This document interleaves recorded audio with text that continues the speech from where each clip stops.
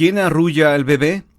Esta historia se suscita en el estado de Querétaro, México, aunque hay versiones en otros estados e incluso en otros países. Yo les contaré la versión que llegó a mis oídos. Era una joven pareja, Roberto y Marisela. Recién acababan de contraer nupcias.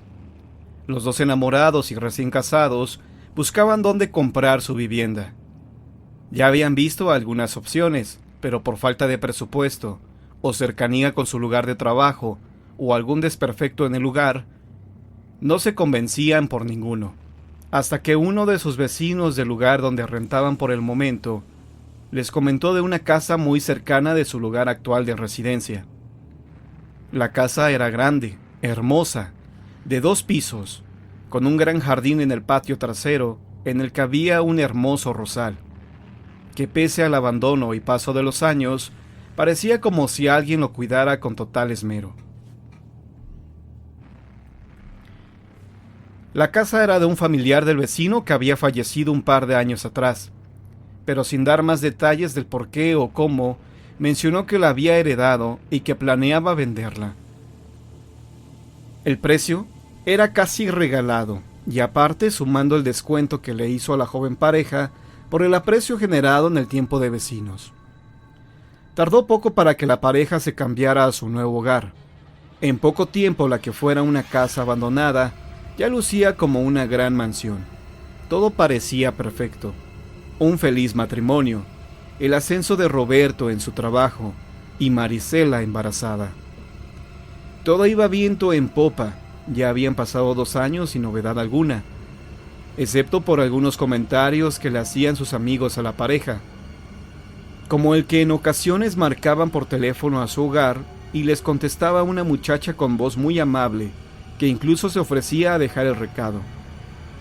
Cuando se encontraban con vecinos en la calle, ellos juraban haber visto a una joven mujer asomada por la ventana del segundo nivel de la casa que les sonreía amablemente, que incluso les llegaba a saludar. Era muy raro, ya que en esa ventana era la del cuarto que tenían previsto para el bebé. La pareja solo se reía de lo que les contaban, ya que eran muy escépticos y no creían en esas historias. Incluso pensaban en no bautizar al futuro niño. Pasaron los meses y llegó el nuevo integrante de la familia, Mateo, un lindo varón de 3 kilos. No podían estar más felices. El niño llegó a su habitación, la cual habían preparado con anterioridad. Era toda de azul cielo, con avioncitos dibujados por todas las paredes del cuarto. Una bonita cuna y una silla mecedora donde su madre podría alimentarlo y arrullar al niño. El bebé era muy bien portado, casi no lloraba, y cuando comenzaba a intentar un berrinche, bastaba con ponerlo en la cuna, para que en cuestión de minutos se callara o quedara dormido, o a veces el niño se despertaba llorando y en segundos se callaba. En una ocasión, mientras comían y el niño estaba en su cuna, dormido al parecer, comenzaron a escuchar sus risitas y hasta carcajaditas del infante.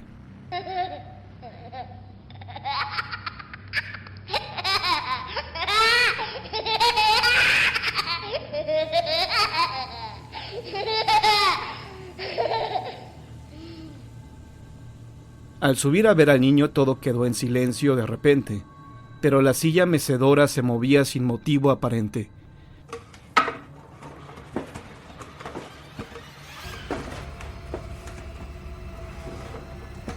Tomaron al bebé y lo bajaron con ellos a la mesa sin dar más importancia a lo sucedido. El exceso de trabajo de Roberto y el encerramiento de Marisela por cuidar al niño todo el día comenzaba a pasar la factura a la feliz familia, que comenzaban a tener problemas entre ellos, nada grave, pero con buenos momentos de tensión al principio. Las peleas comenzaban a subir de intensidad, y en una ocasión que no paraban de gritarse el uno al otro, y el niño no paraba de llorar, ya que lo traía cargando Marisela de un lado a otro, mientras reñían, enojadísima fue a la habitación del bebé a ponerlo en la cuna para salir a pelear de nuevo con Roberto. Enojadísima, fue a la habitación del bebé a ponerlo en la cuna para salir a pelear de nuevo con Roberto. Entre sus gritos dejaron de escuchar el llanto del niño.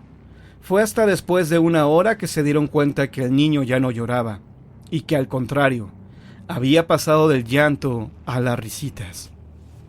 Se vieron mutuamente y consternados, fueron al cuarto del bebé. Al abrir la puerta se llevaron el susto de sus vidas, al ver que una mujer de apariencia joven flotaba sobre el suelo, aparentemente sin pies. Cargaba al pequeño niño consolando su llanto, mientras volteaba a verlos con molestia. Roberto se acercó corriendo y con miedo le arrebató al niño. La familia al día siguiente fueron por sus cosas y decidieron salir de ahí de inmediato. Poco después el buen vecino contaría la historia. La joven mujer que se aparecía era su prima, que igual que Roberto y Marisela, se había casado y junto con su esposo habían comprado esa casa. Habían tenido a su bebé, pero éste había fallecido por la tan letal muerte de cuna, muy común en los recién nacidos. Su esposo la dejó al poco tiempo, y su único consuelo era cuidar ese rosal como si fuera su pequeño hijo. Poco tiempo después ella se quitaría la vida en el cuarto que fuera de su bebé. La casa no ha sido habitada desde entonces. El rosal sigue siendo cuidado, y algunos cuentan se puede ver a la joven por las ventanas, que se pasea entre los cuartos que dan a la calle.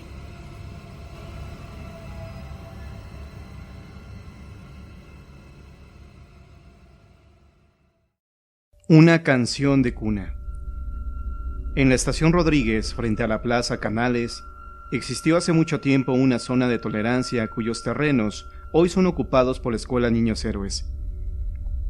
Aquellos tugurios de vida galante y mala muerte se establecieron lejos del caserío, pues en aquel tiempo el poblado se encontraba en la actual carretera hacia el oriente, pero a pesar de estar en las afueras del área urbana, fue un negocio redondo por ser los tiempos del auge económico que el cultivo del algodón trajo a esta región. Mujeres de la vida fácil llegaban de toda la frontera y hasta de Texas, para arrebatar con sus malas artes el dinero que los agricultores, enajenados por la abundancia, malgastaban a manos llenas, cerrando cantinas para un solo cliente, encendiendo cigarros con un billete y dando generosas propinas. Se cuenta que una noche del cotidiano y loco bacanal, la música de pronto calló, y un silencio, solo roto por las expresiones de conmiseración, se impuso. Un pequeñito de apenas unas horas de nacido había sacado de la noria que se encontraba al centro del gran patio rodeado de burdeles. Su cuerpo inerte fue puesto sobre una mesa, y todo mundo se condolió por breves instantes, conmovidos ante aquel cuerpecito sin vida. Nadie pudo saber el nombre de algún culpable. La autoridad llegó para recoger el cuerpo, y nuevamente la música estalló para dar paso otra vez al enajenado carnaval de dispendios y lujuria. La danza, las carcajadas y el sonar de las monedas bien pronto curó con olvido a los testigos de aquella tragedia. Años después, el caserío llegó hasta los linderos de la zona roja, y la autoridad mandó lejos a los cantineros con sus miserias a otra parte. Los lupanares quedaron vacíos, y la noria al centro del patio suspiró en medio de aquel silencio y paz que nunca antes había conocido.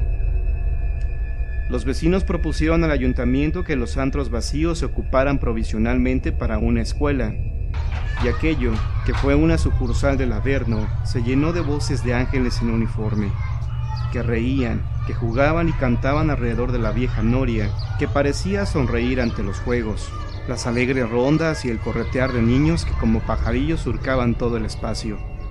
Sin embargo, por las noches los vecinos decían escuchar una voz muy leve y dulce que parecía venir de todas partes, un murmullo que entonaba muy quedo una tierna canción de cuna, y sentada en el petril de aquella noria, muchos contaron ver aparecer una joven madre que envuelta en volátil y blanca vestimenta, sostenía entre sus brazos a su hijo, un frágil pequeñito, mientras lo acariciaba todo entonando, ensimismada a un suave arrullo.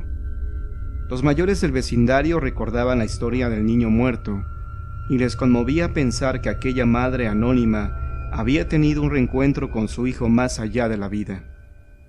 Los años siguieron su paso y actualmente quedan todavía de pie algunos restos de lo que fueron las paredes de la zona prohibida, y en su lugar se ha construido una escuela nueva, de diseño apropiado.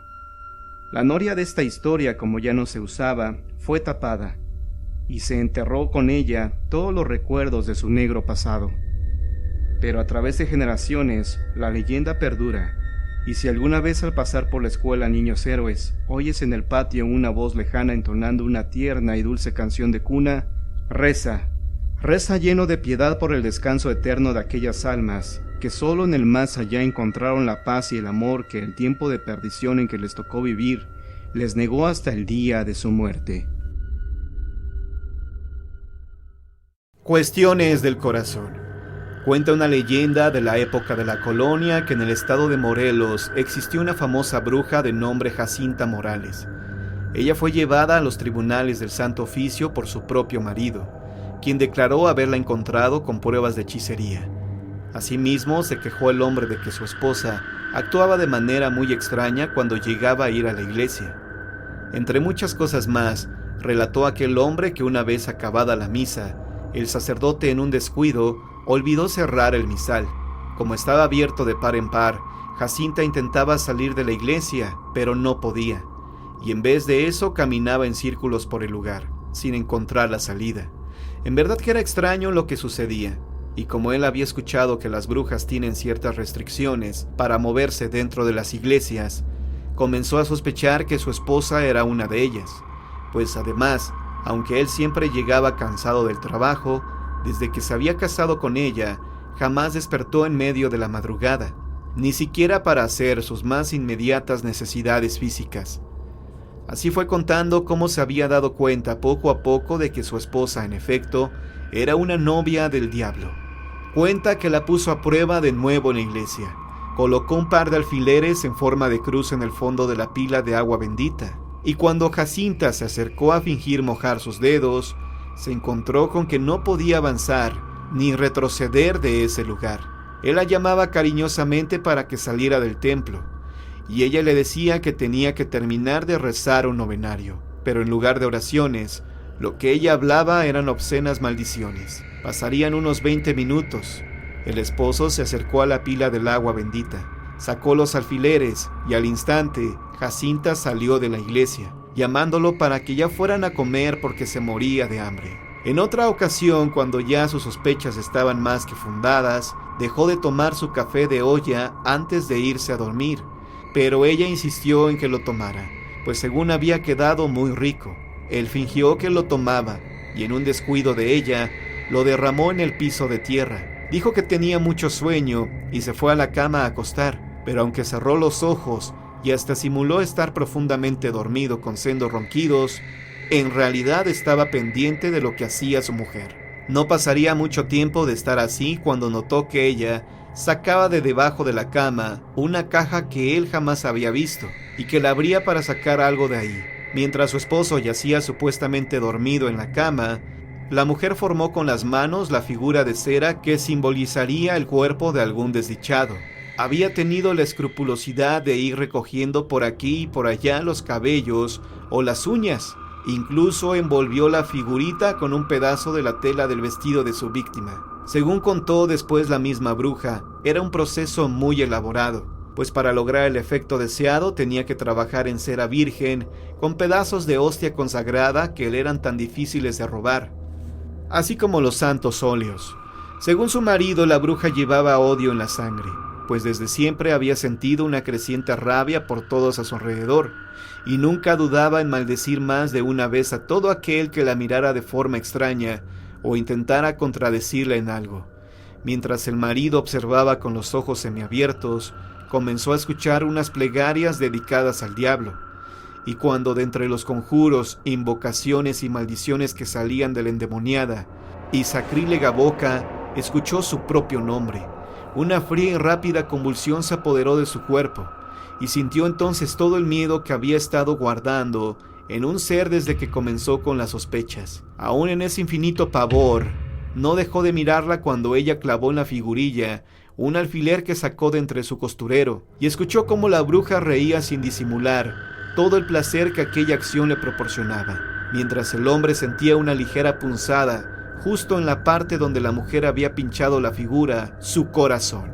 Ya que había reunido todas estas pruebas y muchas más, tomó al siguiente día la caja con las hechicerías, la escondió en su carroza, bajó unas mantas y pidió a su mujer que lo acompañara al pueblo a hacer unas diligencias. La esposa estaba lejos de sospechar que en realidad la llevaba hacia el palacio del Santo Oficio. Cuando cayó en cuenta de ello, ya era demasiado tarde, pues las enormes puertas de madera ya se habían cerrado detrás de sus espaldas para nunca más volverse a abrir. Se supo mucho tiempo después que aquel hombre pereció súbitamente de un paro al corazón. Muchos piensan que fue la bruja de su esposa, quien regresó del más allá para llevárselo con ella por haberle arrebatado su vida humana.